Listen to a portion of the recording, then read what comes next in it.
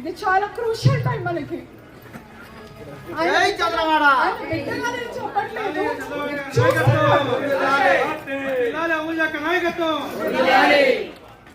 ఇప్పటికీ కూడా వాళ్ళు దాడి ఆపలేదు అంటే రేపు ఎలక్షన్ రోజు కూడా వాళ్ళు దాడి చేయడానికి రెడీగా ఉన్నట్టు సంకేతం ఇది.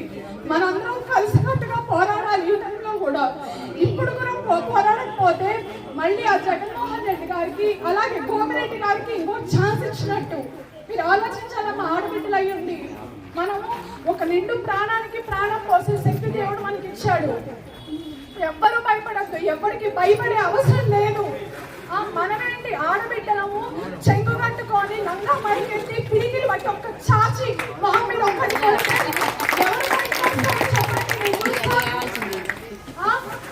మేము డాక్టర్స్ వృత్తిలో ఉండి పేషెంట్స్ నాడి పట్టుకొని వైద్యం చేసే వాళ్ళం. ఈ రోజు రోడ్డు మీదకి వచ్చి ఇంత దారుణంగా అంటే ఇంత ఆవేశంతో మాట్లాడుతున్నాం. మా కంట నీరు తెప్పిస్తున్నారు. ఎందుకు ఆలోచించండి ఒకసారి.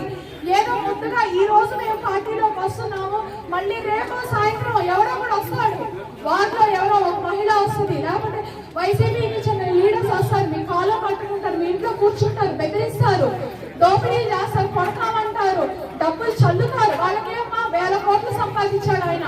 ఏం చేశారు 5 సంవత్సరాలు నర్సరావుపేటకి? మున్సిపాలిటీ ఏది? మున్సిపాలిటీ ఎలక్షన్స్ అవ్వలేదు. మున్సిపాలిటీకి వచ్చే నిధులను ఎటుపోతున్నాయి?